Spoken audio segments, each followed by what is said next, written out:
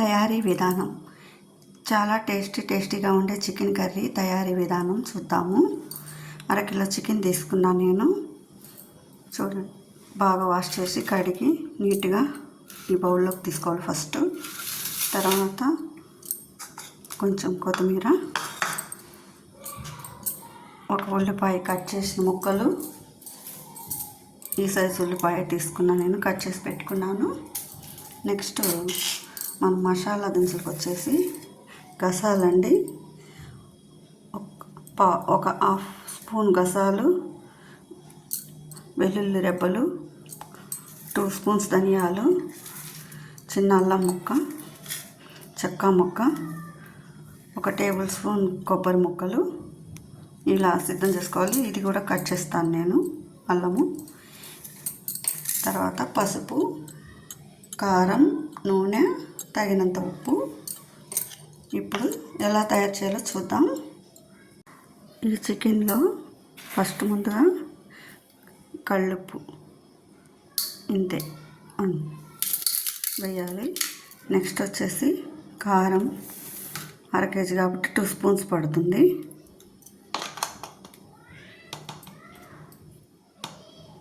Two spoons కారం వేసాను. కొంచెం పసుపు, చిటికెడు పసుపు.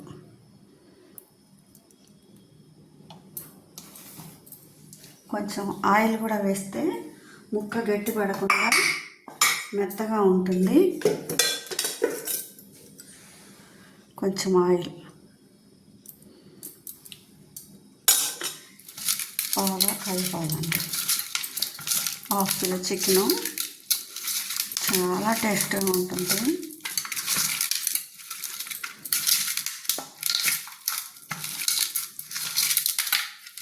ఈ విధంగా మనము ముందు దీన్ని పక్కన పెట్టుకుందాం. ఈ విధంగా తయారు చేసుకోవాలి.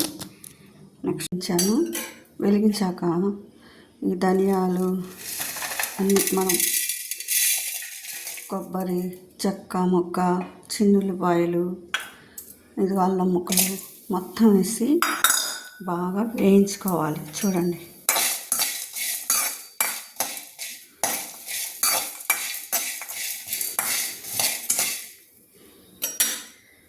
ఈ మసాలా చాలా బాగుంటుంది వేపి వేస్తే కర్రీ.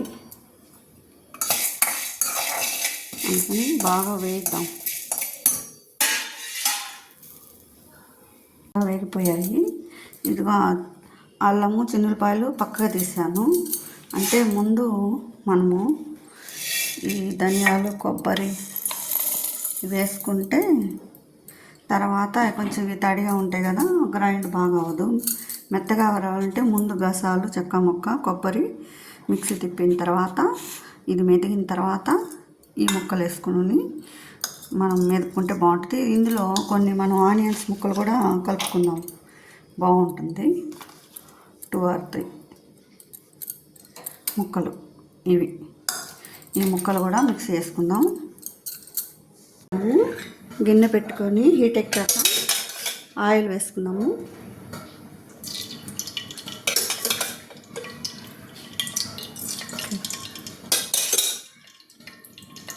రెండు గంటల ఆయిల్ వేసాను, సరిపోతుంది. ఆయిల్ వేడెక్కిన తర్వాత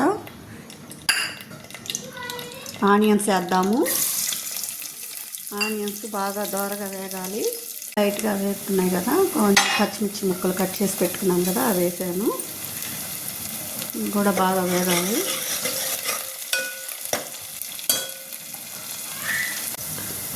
చూడండి, లైట్గా వేగుతున్నాయి. ఇప్పుడు టమాటా ముక్కలు పెద్దది ఒకటి కట్ చేసి పెట్టుకున్నాను కదా, అది వేస్తున్నాం. ఇది కూడా బాగా మగ్గనిద్దాము. టమాటా మగ్గిపోయింది. ఇప్పుడు మనం ఏం చేయాలంటే, మనం నానబెట్టుకున్నాం కదా చికెను, 1/2 కిలో చికెను, ఉప్పు, పసుపు, కారం వేసి ఇందులో వేయాలి.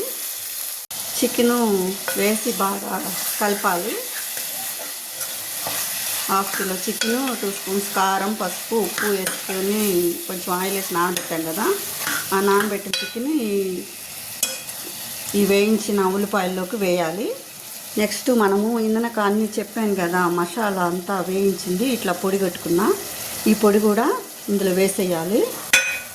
కొబ్బరి, అల్లం, గసాలు, చెక్క మొగ్గ, చిమిరిపాయి అన్నీ వేయించి, ధనియాలతో సహా వేయించి మిక్సీ వేసి పెట్టుకున్నాను కదా, ఆ పొడి వేయాలి. కలిపెట్టుకొని ఇది బాగా ముక్కకు పట్టిద్ది. నెక్స్ట్ కొంచెం కరివేపాకు, కొత్తిమీర, కొద్దిగా పుదీనా టేస్ట్ బాగుంటానికి మొత్తం వేసేసుకోవాలి. మొత్తం వేసుకొని బాగా కలుపుకోవాలి. ఈ మసాలా అంతా వేయించాం కదండి. ఇప్పుడు వచ్చేసి ఈ గిన్నె మీద వాటర్ పెట్టాలి.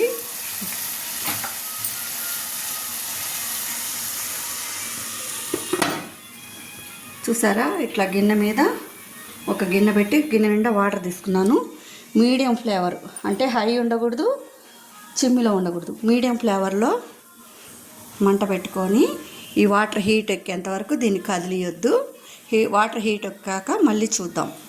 కాగినాయండి, బాగా కొంచెం పొగల్లాగా వస్తున్నాయి. ఈ విధంగా మనము వాటర్ బాగా కాగితే కర్రీ ఉడికినట్టు అర్థము. వాటర్ కాగకుండా మనం తీయకూడదు. ఇది బాగా వాటర్ కాగినాయి, అది చూడండి పొగలు వస్తున్నాయి. ఈ విధంగా కాగిన వాటర్ని మనం తీస్తే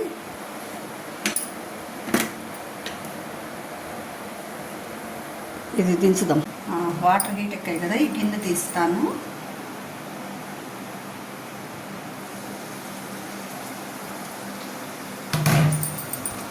చూడండి, ఇదిగో కర్రీ వాటర్ వచ్చేసాయి కదా, బాగా నీట్గా ఉడికిపోయింది. చూడండి, చికెన్ ముక్క బాగా ఉడికిపోయింది, మసాలా అంతా బాగా పట్టింది.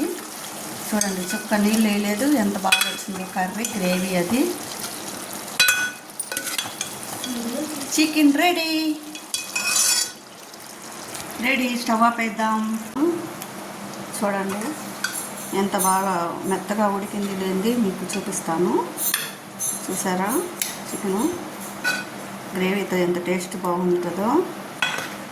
రైస్లోకి కానీ, దోశలోకి కానీ, చపాతీలోకి కానీ చాలా బాగుంటుంది. చూద్దాం. చూడండి, ఇలా చిదవంగానే చికెను ఉడికిపోయిందనమాట.